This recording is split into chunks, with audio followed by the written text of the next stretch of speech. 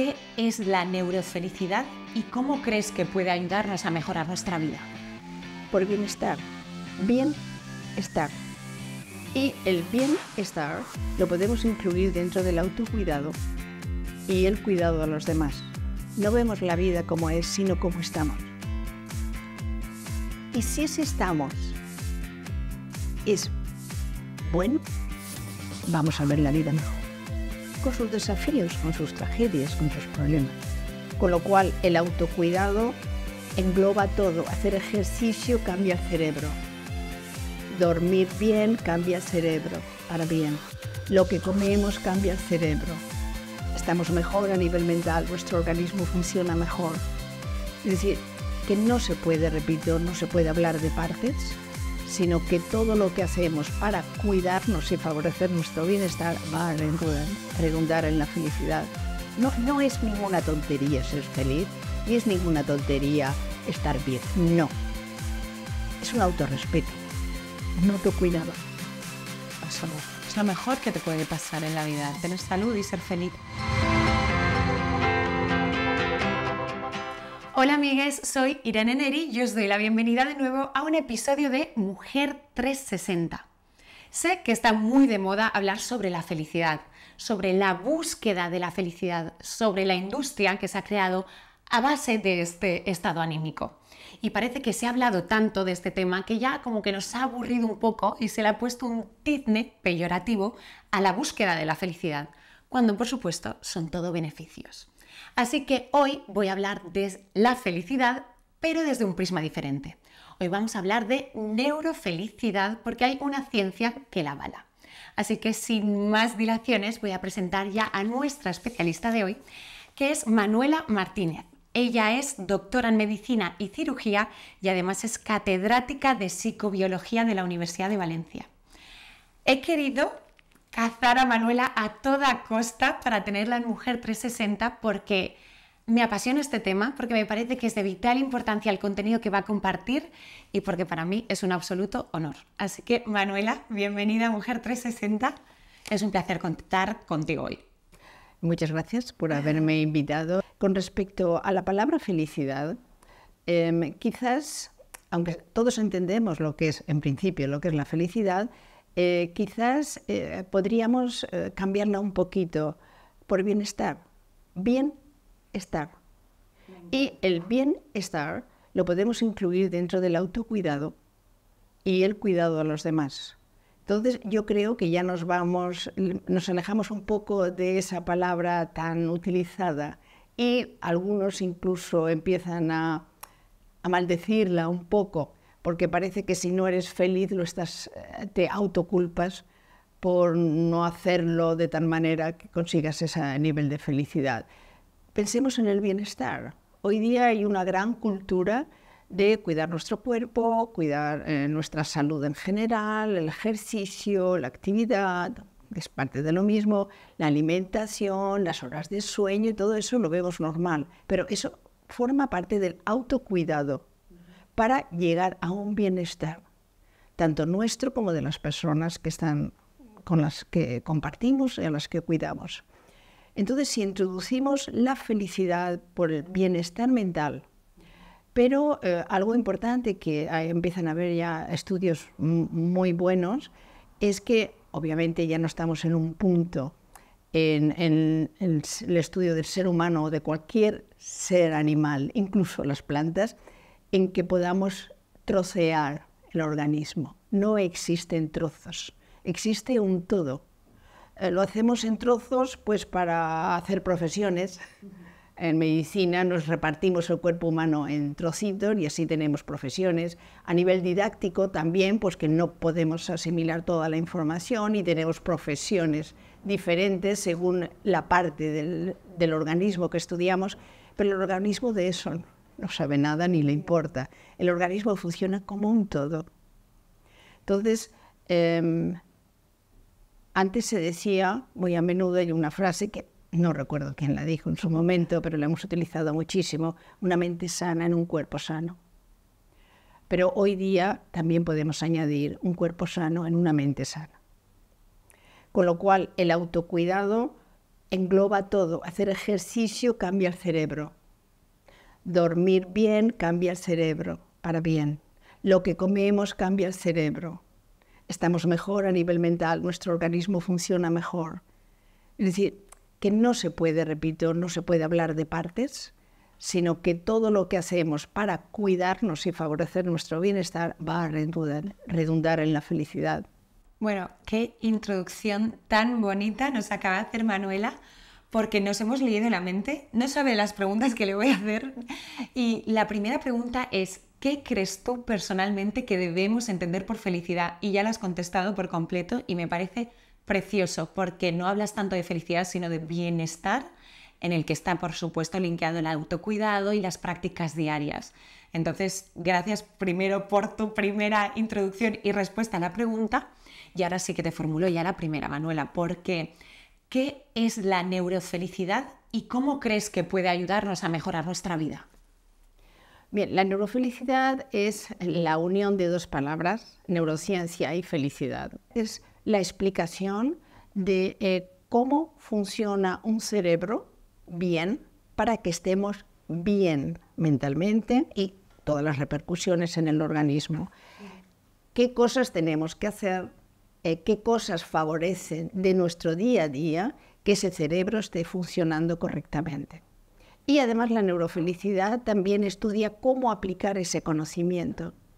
Es decir, el saber cómo conseguir ese estado de bienestar, cómo se consigue, es decir, qué herramientas tenemos que utilizar, herramientas diarias, claro, para ponernos en ese estado de bienestar. Además, la neurociencia, la neurofelicidad, estudia qué beneficios tienen aplicar todas esas herramientas para, por ejemplo, la salud, para la prevención de las enfermedades, para el pronóstico, favorecer un mejor pronóstico de las enfermedades, para aumentar la longevidad, que ahora está tan de moda, etcétera, etcétera. Es decir, que el campo de aplicación de todos estos conocimientos es inmenso y además coge desde antes de nacer, con la mujer embarazada, a punto de morir, y desde estar en casa jugando o ir al colegio hasta el trabajo, las relaciones sociales, coge todos los ámbitos de la vida y a cualquier edad. Luego es un campo que todo el conocimiento que adquiramos sobre él va a poder ser aplicado por muchísimos profesionales en su día a día. Y una cosa que quería recalcar con respecto a qué nos acaba diciendo la neurofelicidad es que lo que mejor podemos conseguir es una homeostasis, es decir, vivir en un equilibrio en cuanto a todos, porque si nos vamos a la definición que utilizan los científicos cuando hacen estudios sobre felicidad, no hay definición como tal, sino que se ha dividido en tres componentes la felicidad a día de hoy cuando se hace ciencia. Una es lo que se llama felicidad hedónica, que es ese estado de bienestar, de alegría que obtenemos cuando conseguimos placer, del tipo que sea. Placer puede ser comer lo que te gusta, o placer puede ser ver el David de Miguel Ángel, o ver una puesta de sol, es decir, lo que cada uno le resulte bello y placentero con todos los órganos de los sentidos. Hay otro tipo de felicidad que es lo que se llama la felicidad eudaimónica, que es un término que ya acuñó Aristóteles. Esa quiere decir ese tener un propósito, un objetivo, lo que los japoneses llaman ikigai. Y el propósito no es salvar a la humanidad necesariamente. El propósito a lo mejor es levantarte cada día e ir haciendo cosas que te satisfacen, cosas que les ves un beneficio para ti, para los demás, ese pequeño objetivo o propósito diario. Y luego ya hay otros estudios que lo que estudian es la satisfacción con la vida. Si yo te pregunto, ¿estás contenta con tu vida? Pues sí, la verdad es que me gusta haber nacido y me gusta estar viva y quiero estar viva el mayor tiempo posible. Esos son componentes. Entonces hay estudios que se centran en la felicidad del placer, la hedónica, otros la eudamónica y otros la satisfacción con la vida. Pero al final, simplificándolo todo, se trata de vivir en equilibrio. Tanto que hablamos de la homeostasis fisiológica, que nos hacen análisis de sangre para ver cómo tenemos esto o aquello, y lo tenemos que tener en equilibrio. Tratar de vivir en equilibrio, no convertirnos en caricaturas, con algo extremo, sino que todo vaya más o menos en equilibrio. Me encanta lo que estás comentando porque Mujer 360, el propósito que tienen personalmente es que la mujer viva en un estado de salud integral, cuerpo, mente y espíritu. Porque quizás cuando pensamos en salud pensamos en el cuerpo, ¿no? En tener unos niveles por ejemplo, leucocitos perfectos en sangre y demás valores. Pero realmente, por lo que sabemos y lo que estás encima tú comentando, la salud es un estado integral del ser. Entonces, sobre el tema de la neurofelicidad que me estás comentando, hay una distinción entre la felicidad quizá más puntual, una felicidad un poco más dilatada en el tiempo, otra más de satisfacción. ¿Cuál crees que dentro de esta neurofelicidad y todas las distinciones que hace de felicidad, cuál crees que es a la que deberíamos optar, si es que hay que optar a una, o deberíamos completar esos 3 nichos de los que hablas? Un poquito de todo. Es decir, no podemos... vayámonos a lo más simple. Y es que la evolución, la naturaleza, nos ha dotado de placer. Y la mayoría, si no todas las cosas que tenemos que hacer diariamente para seguir vivos y para que perdure la especie, están dotadas de placer. Necesitamos comer y es placentero. Necesitamos dormir, es placentero. Relacionarnos y es placentero. Sexo para procrear y es placentero. Criar a los niños, que es una gran tarea, es placentero para la madre. Para la vecina no, para la madre. Entonces, la naturaleza ha sido tan inteligente que ha dicho, no solamente nosotros, las otras especies también, todo lo que tiene que hacer para sobrevivir y que la especie perdure, le voy a dotar de placer. Entonces, eso hay que utilizarlo. Ahora, si te produce placer comer patatas fritas, bien, pero no te puedes comer 1 kilo de patatas fritas. Esa es la idea. Y objetivos, somos una especie muy inteligente. Necesitamos luchar, necesitamos tener lo que yo digo, si no fuéramos una especie que necesitamos objetivos, desafíos, hacer cosas, crear, viviríamos en las cavernas y no paramos de crear. Entonces, esa es una necesidad nuestra. Y no se trata de que consigamos todos los objetivos. Debemos de saber a muy temprana edad que muchos de los objetivos no los vamos a conseguir, pero vamos a disfrutar con el intento.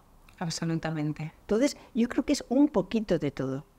Y cuando una persona se reduce a solamente una cosa, empieza a alejarse del bienestar, porque se acaba convirtiendo en una caricatura de sí misma. Me parece espectacular porque has dado un punto de vista como muy poético, romántico a las cosas que tenemos que hacer en nuestro día a día, como comer o como criar, por ejemplo, y es que están dotadas de placer. Y me parece un punto de vista muy bonito cuando te acerques a esa actividad, decir, esto me está dando placer, pero es que encima me está ayudando a mi bienestar y me está permitiendo mi desarrollo. Entonces es como darle un punto muy romántico a simplemente el hecho de actividades o cotidianas o diarias. Ahora voy a pasar a una afirmación que leí de un filósofo y que quiero que me comente desde el punto de vista de la neurociencia. Según John Locke, el ser humano se olvida siempre de que la felicidad es una disposición de la mente y no es una condición de las circunstancias. Entonces, ¿podemos confirmarlo? Según la neurociencia, ¿es tan así que no nos afectan las condiciones externas para ser feliz o no deberían afectarnos? Bueno, afortunadamente muchas personas no hemos experimentado condiciones extremas.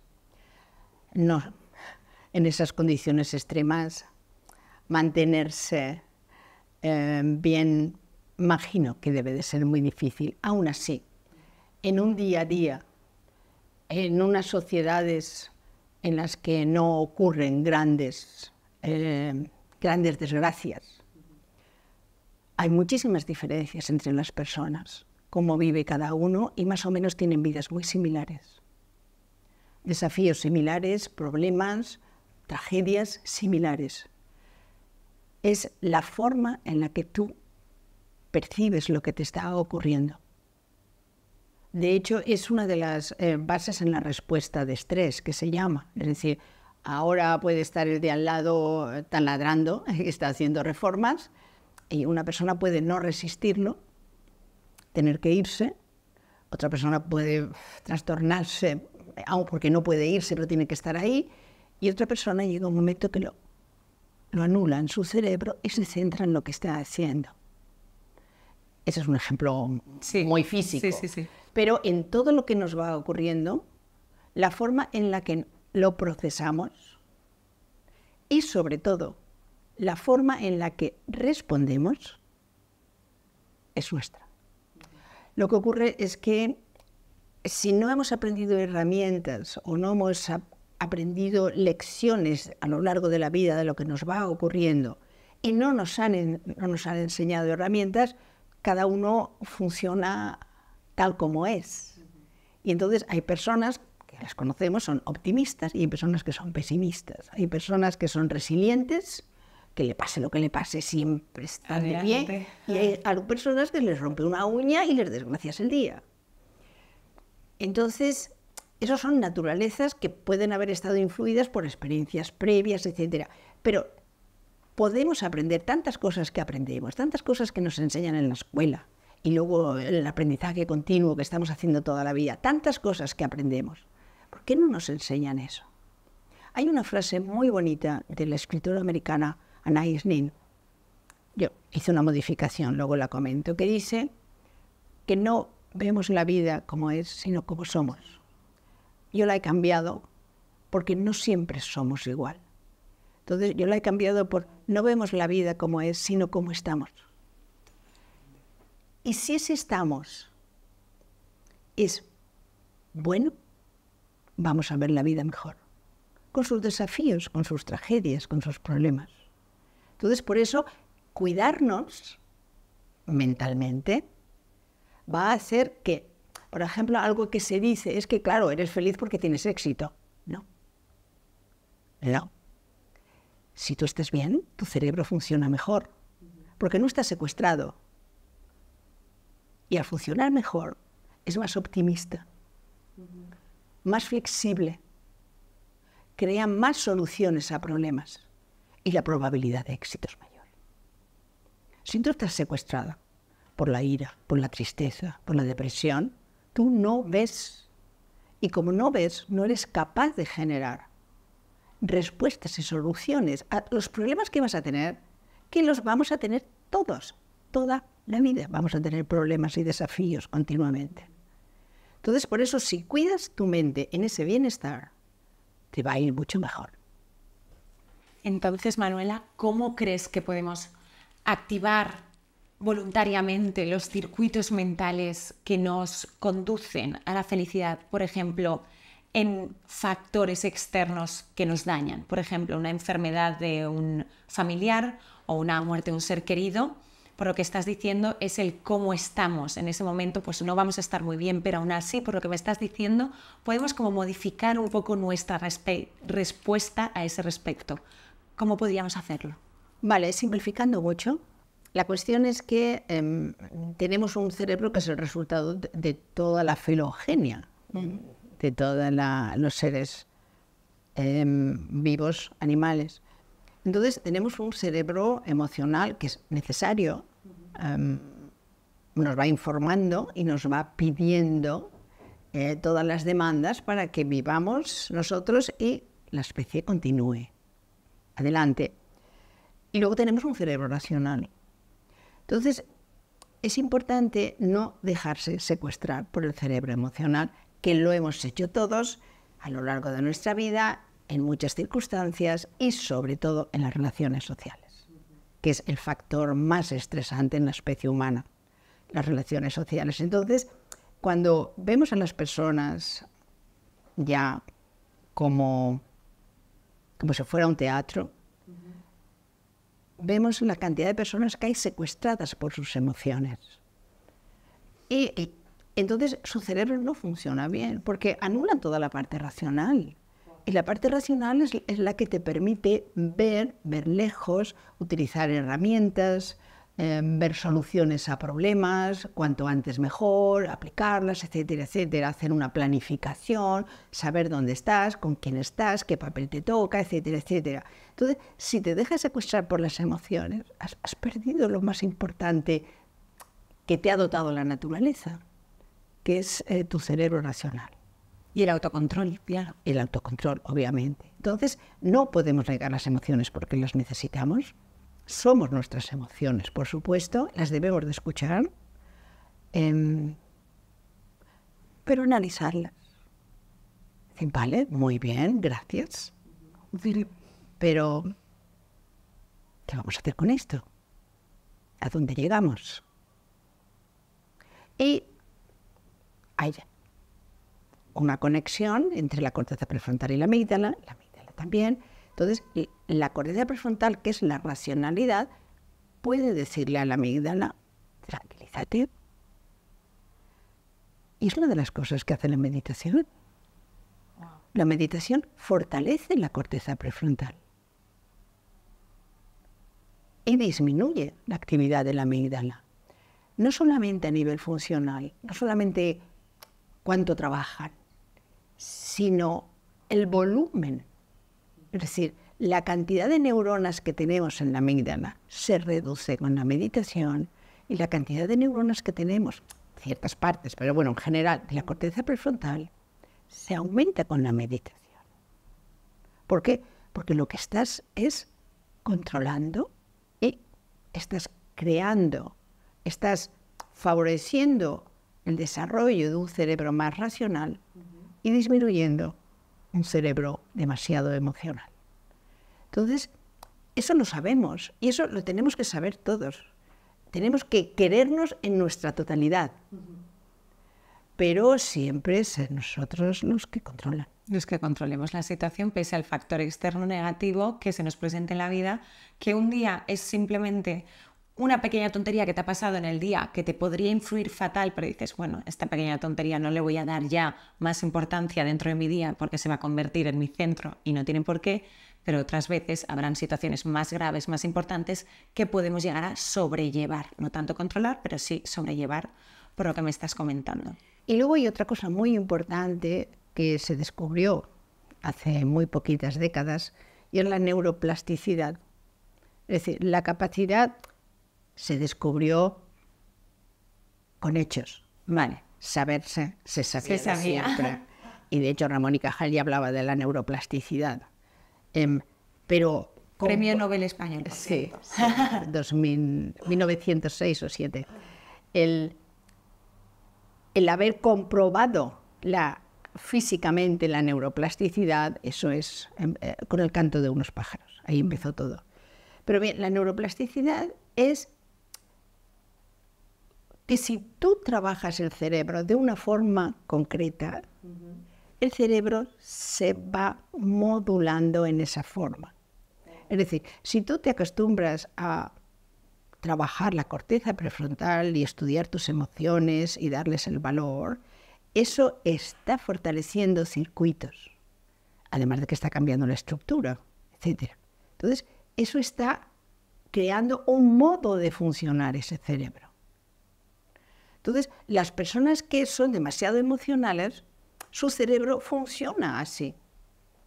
También lo han creado a través de una repetición. Sí, pero lo bueno de la neuroplasticidad es que podemos aprender a modificar nuestro cerebro de tal manera que resulte beneficioso para nosotros.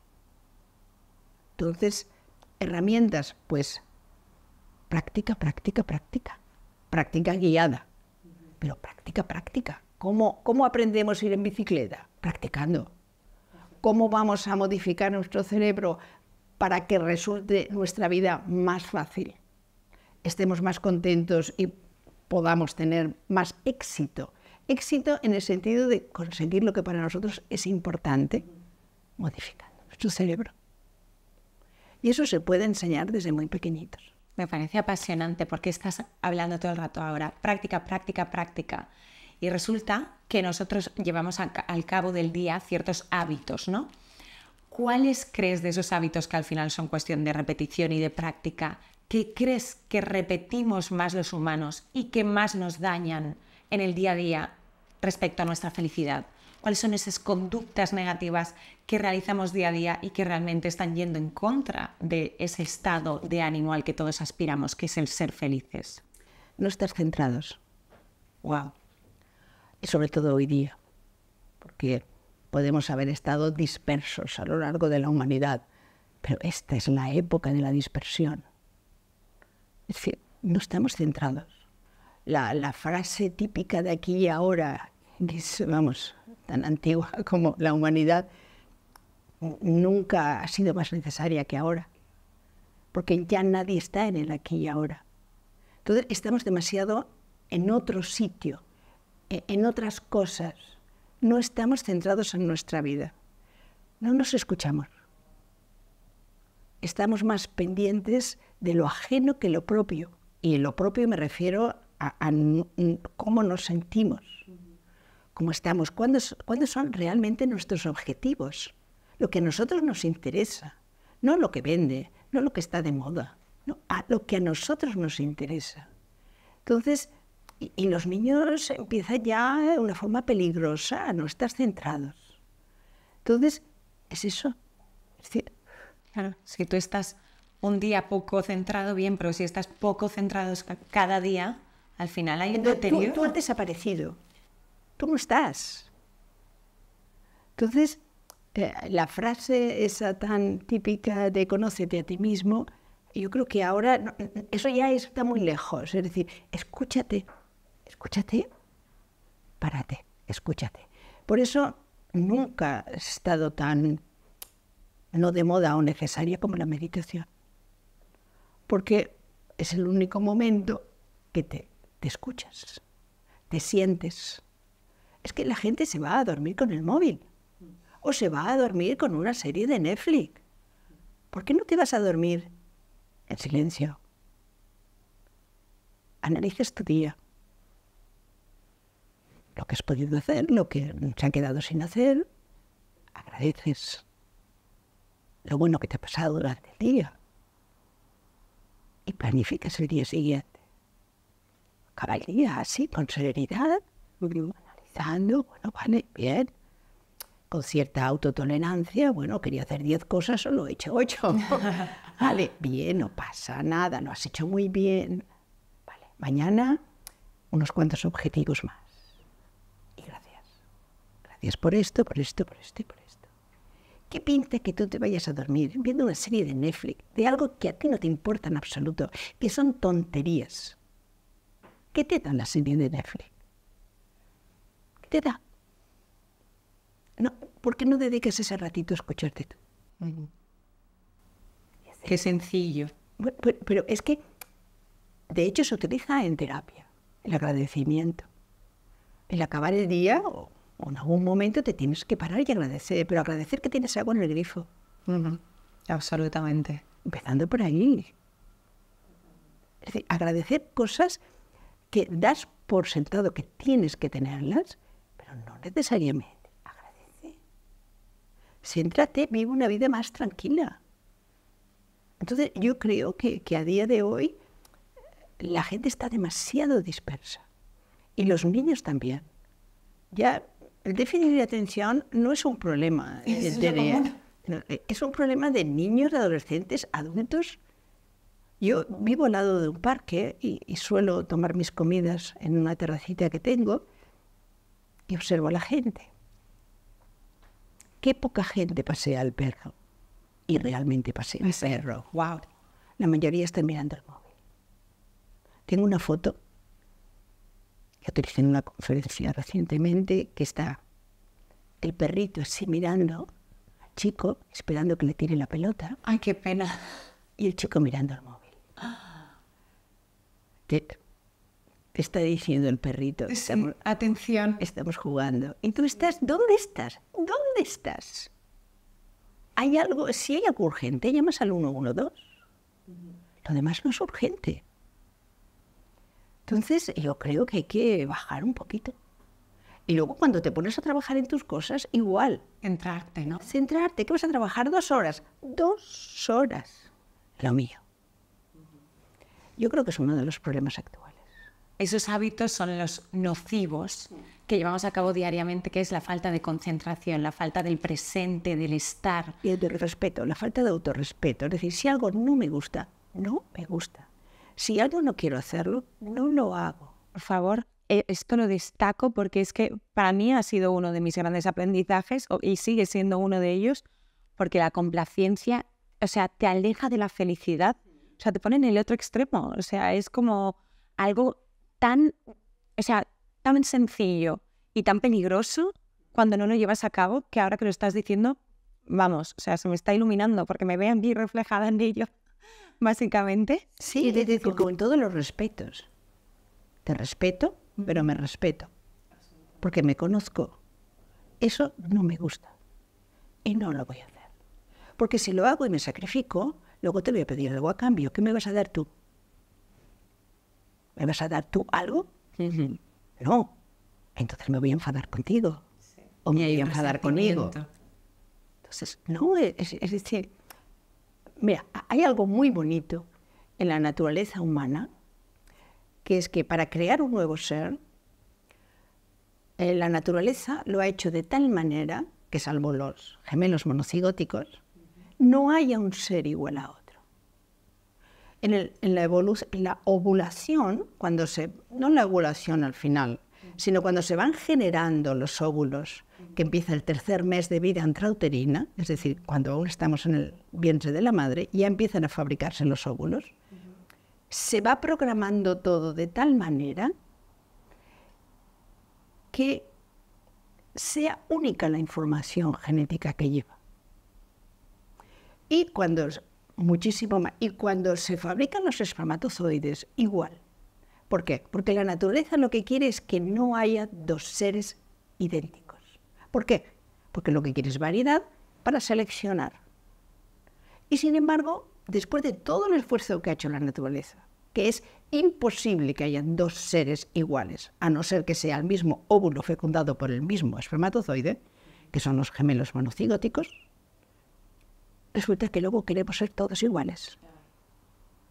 No somos iguales, somos diferentes.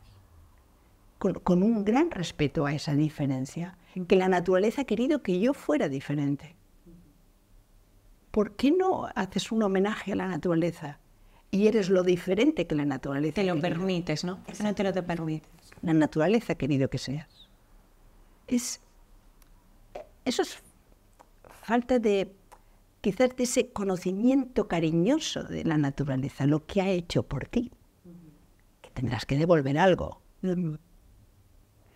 Por supuesto, cada uno vivimos en una sociedad, la sociedad vamos interactuando, vamos aprendiendo normas, etcétera, etcétera. Pero hay una idiosincrasia, que son tus genes. Respétalo. Absolutamente. Dentro de estos hábitos que estábamos hablando y que no hacemos, o sea, que hacemos mal, también llevamos al cabo del día hábitos que seguramente nos acerquen a la felicidad. ¿Podrías destacar los más sencillos que podríamos a lo mejor incorporar a nuestro día a día? Sí, por ejemplo, algo que se ha visto que es muy importante, además de lo que hemos visto de placeres, de tener objetivos, de agradecer, etcétera, es, por ejemplo, la actividad. La actividad es muy importante.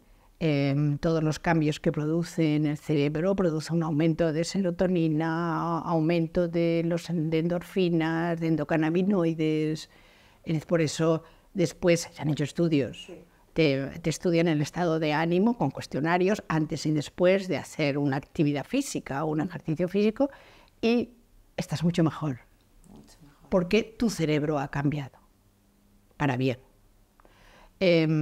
Cosas que podemos hacer, que las hacemos continuamente, vemos a toda la gente con los pinganillos, oír la música que te gusta, pero no podemos estar todo el día, porque entonces lo que tenemos es una adicción a la dopamina. Pero si oímos la música que nos gusta, nuestro cerebro produce dopamina. también con otros placeres. Entonces, no podemos, repito, estar todo el día como va la gente hoy en día. Aislados. Exacto, sino que en algún momento podemos decir, bueno, pues me hace falta un poquito, pues oyes música. O hay momentos que dices, bueno, pues necesito darme ciertos placeres, te los das. En las relaciones sociales son muy importantes, ojo, las buenas. Las relaciones sociales, somos una especie muy social, totalmente social, somos primates.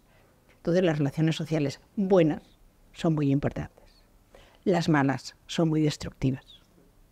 Porque como es algo muy importante, es como necesitamos comer y comemos veneno. No podemos dejar de comer, pero hay que distinguir lo que es venenoso. Entonces las relaciones sociales hay algunas que simplemente tenemos que aprender a procesar, cómo tolerarlas sin que nos afecte demasiado, y otras podemos elegir tenerlas o no tenerlas. Pero en la especie humana y todas las especies de mamíferos, la principal fuente de estrés es el estrés social que es producido por otro individuo de la misma especie. Si tú preguntas a la gente, ¿cuáles son tus problemas? Salvo que tenga problemas de salud y problemas de paro, que no laborales, que no es lo mismo, no. Siempre es otro ser humano. ¿Qué te produce intranquilidad? Otro ser humano. ¿En qué piensas cuando te vas un día a la playa solo porque tengo que estar solo? En otro ser humano. Los seres humanos van con nosotros a todas partes. ¿En qué piensas al levantarte o qué piensas al acostarte? En otro ser humano. Entonces, es algo tan importante en nuestra vida de mamífero primate que tenemos que estar muy atentos a qué nos está produciendo, porque nos puede producir oxitocina, estar con seres humanos que queremos, nos quieren, nos miman, les mimamos, tenemos ese apego bueno. Nos producen, repito, oxitocina, nos producen también endorfinas y nos reducen el estrés al reducirnos el cortisol. Pero podemos estar con seres humanos que nos provocan la producción, nos provocan el estrés, nos provocan el cortisol, la adrenalina, etcétera, etcétera. Entonces nos están haciendo daño, o no ellos. Sí. Nuestra relación con ellos nos está haciendo daño. Ellos no son la causa es que nosotros tenemos una relación con ellos. Igual que el apego que sentimos hacia ciertas personas y que produce una neuroquímica muy buena, nos tranquiliza la amígdala. Entonces, eso hay que conocerlo. Porque no se trata de decir, bueno, nos peleamos todos los días, no pasa nada. ¿Cómo que no pasa nada? Exacto. ¿Tú meterías todos los días la mano en el fuego? Es lo que estás haciendo. Estás haciendo eso. Entonces, no te estás cuidando. Sí que pasa. Todo lo que haces pasa. Y el conocimiento reciente de la epigenética es el dogma que había, era que nosotros tenemos los genes, que hoy día pues, ya se ha detectado, se ha dicho con el análisis del genoma humano, que tenemos entre 25.000 y 30.000 genes. Naces con esos genes, que es toda la información para cómo funciona tu organismo, y esos genes no se alteran nunca, salvo que tengas pues, un Chernobyl, unas radiaciones, etcétera. No se altera nunca. Entonces, era como algo fijo, yo soy mis genes, que es lo que hemos visto antes. Pero hay algo importante que nos ha aportado la epigenética, fuera de los genes, que quiere decir que los genes no los vas a cambiar, es decir, la secuencia de bases de un gen que sirve de información para fabricar una proteína, no los vas a cambiar. Pero lo que sí que vas a cambiar, según vivas, es qué genes activas y qué genes no. Es decir, tú puedes activar un gen para una proteína buena o puedes activar un gen para una proteína mala. Según cómo vivas, según la neuroquímica de tu cerebro. Las partes del cerebro que están activas tú vas a activar proteínas buenas o proteínas malas.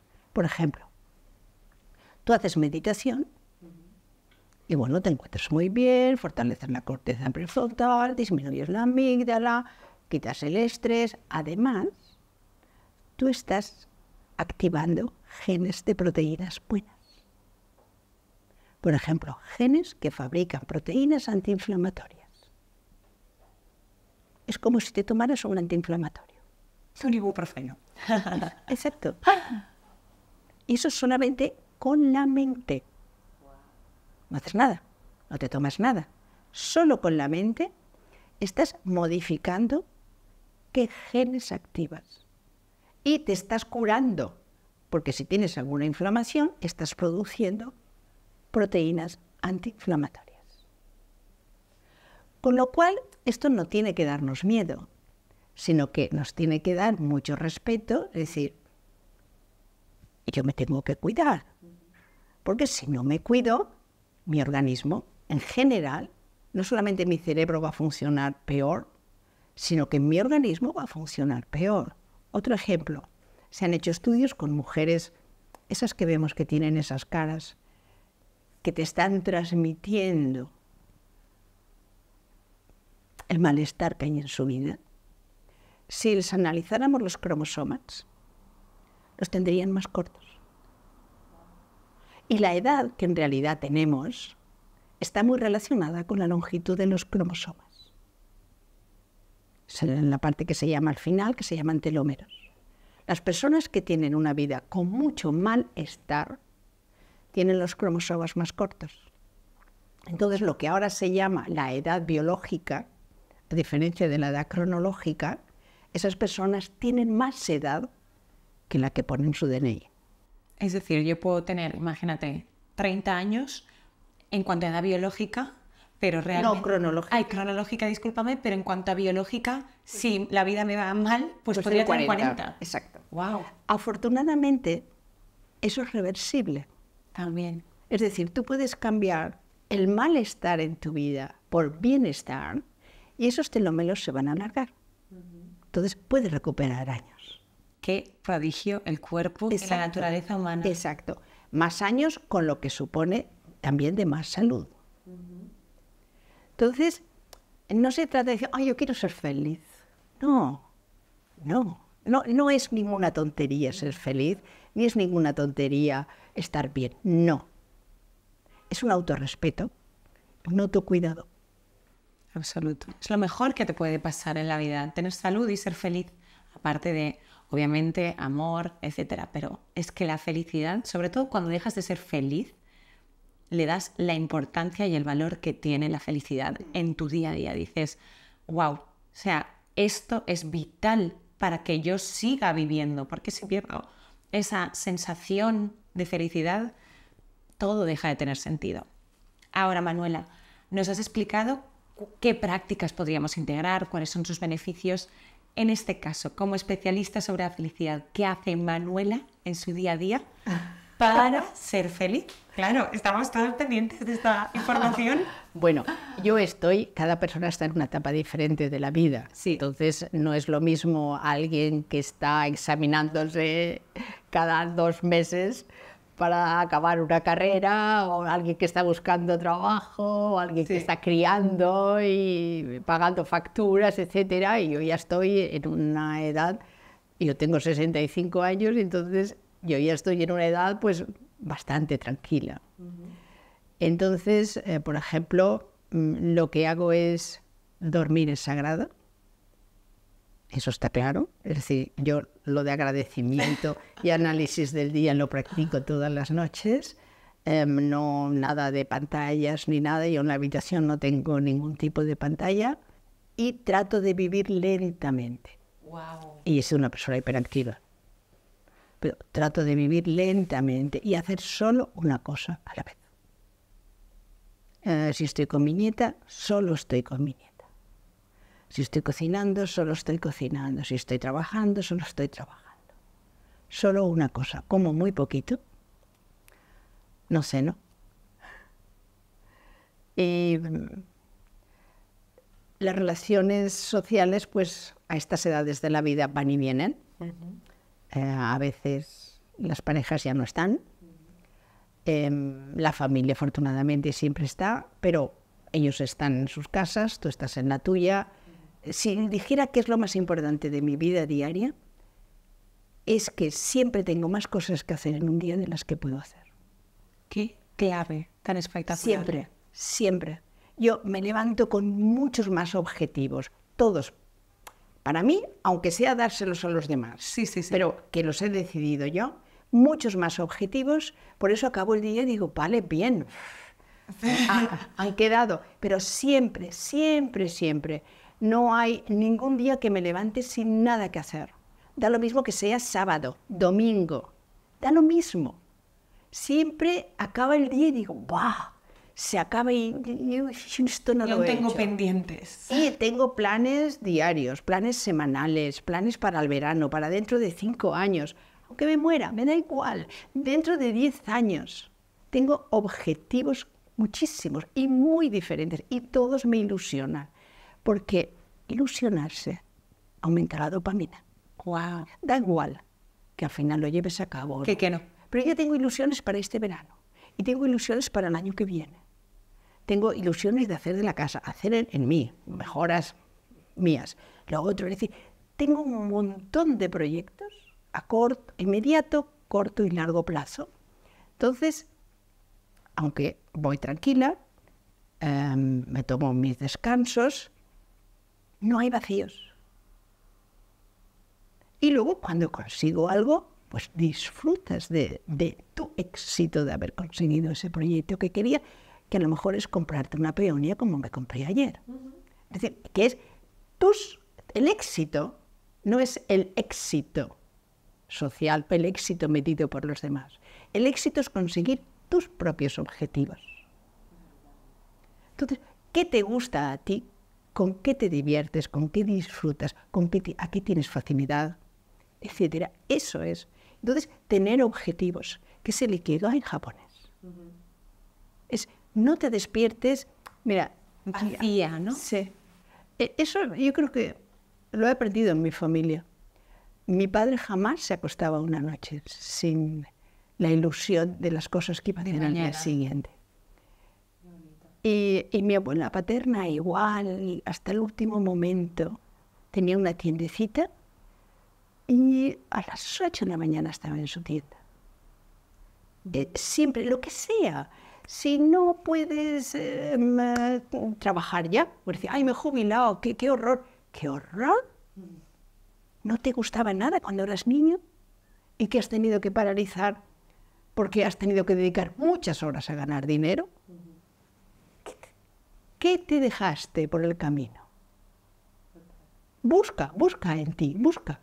Ten planes siempre. Ten planes de lo que sea. Ahora aquí en Valencia, yo no doy abasto a ver exposiciones. Eso es verdad, hay un nivel cultural de repente. No doy abasto. Y además, la mayoría baratísimas. Ir a un concierto maravilloso cuesta 10 euros, que es dinero. Sí, pero o sea, te lo puedes permitir. Sí, y el otro día costaba 6 o 5. Y yo no soy jubilada, pero si fuera jubilada a lo mejor me costaría 2. Es decir, hay tantas cosas, siempre que te guste. Sí. No hacer algo porque te vean o no hacer algo porque tenga que hacerlo. Lo que a ti te ilusiona. A lo mejor te ilusiona limpiar la nevera. O a lo mejor te ilusiona pues ver a tus nietos. Lo que sea. Pero siempre ten objetivos inmediato, corto y largo plazo. No importa que no se cumplan. Pese a que sea algo que tú practicas, me parece un consejazo de vida, bien sea por la felicidad o simplemente por sentirte motivado por la vida. El ten planes, ten objetivos, levántate cada mañana con muchas cosas que hacer porque el aburrimiento es necesario también para crear, para conocer. Sí, pero el aburrimiento como tranquilidad. Claro, pero el aburrimiento digamos que elegido, vamos a entrecomillarlo, ¿no? ¿Qué mensaje podrías dar esperanzador a todas estas personas que quizás han escuchado el podcast y que se encuentran muy alejadas de la felicidad? Pues yo les sugeriría que en un papel mismo, porque es más fácil verlo en un papel que mentalmente, escribieran las variables de su vida. las variables laborales, las relaciones de amistad, etcétera, de familia, de pareja, etcétera, los placeres que se dan durante el día, qué cosas, qué actividades tienen, cuándo se van a dormir, qué hacen, es decir, que hicieran un retrato de su vida y que después analizaran esto que me aporta, esto que me aporta, esto. A lo mejor hay cosas que tienen que quitar. Algunas cosas puede que tengan que poner. Algunas cosas pueden negociarlas. Entonces, con eso están viéndose a sí mismas desde fuera, porque lo ven en un papel en blanco, ya escrito, y que tengan la fortaleza suficiente, la fuerza suficiente para tomar decisiones.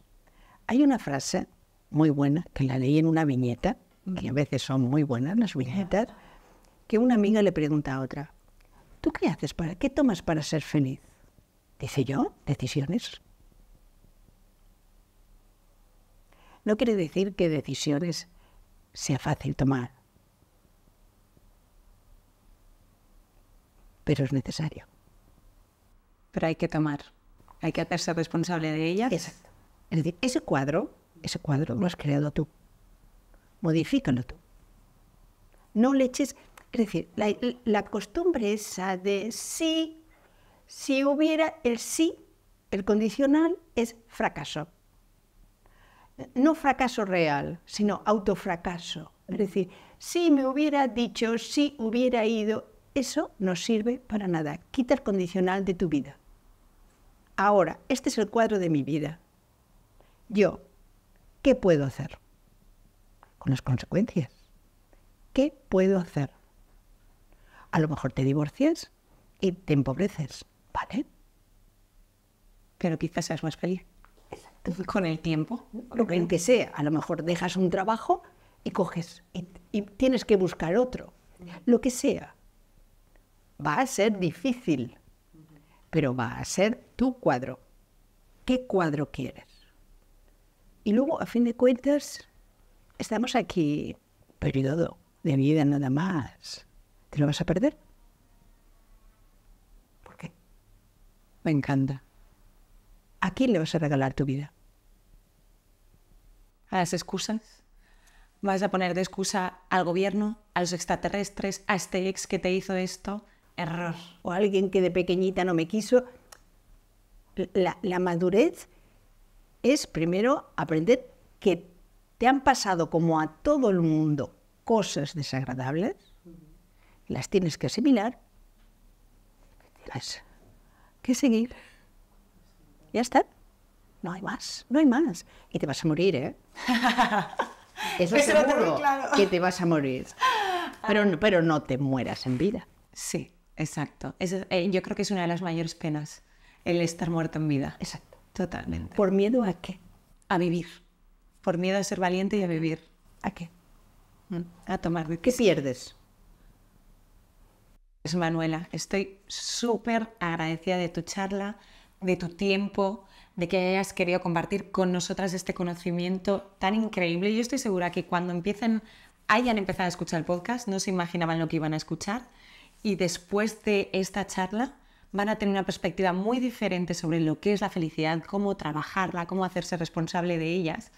Y bueno, antes de despedirnos de Manuela, quiero comentar que hace un tiempo escribió con un compañero suyo este libro que es Escucha tu cerebro, la clave de la neurofelicidad, que es el tema que hoy hemos estado desarrollando y que tiene muchísimo contenido práctico y que podéis, por supuesto, haceros con él. Os voy a dejar toda la información aquí abajo sobre Manuela, sobre este libro, que seguro que os va a seguir aportando más información respecto a lo que hoy hemos hablado. Y Manuela, gracias de nuevo por estar aquí. Estoy encantada de haber contado contigo y espero que, por supuesto, las oyentes hayan disfrutado de nuestra charla. Y sin más, me despido ya hoy de este capítulo de Mujer 360. Gracias por estar aquí. Lo dicho, tenéis toda la información de Manuela aquí abajo por si precisáis de su contacto, de su libro, de sus servicios. Y nos vemos en el próximo capítulo. Gracias a todas. Nos vemos. Bye.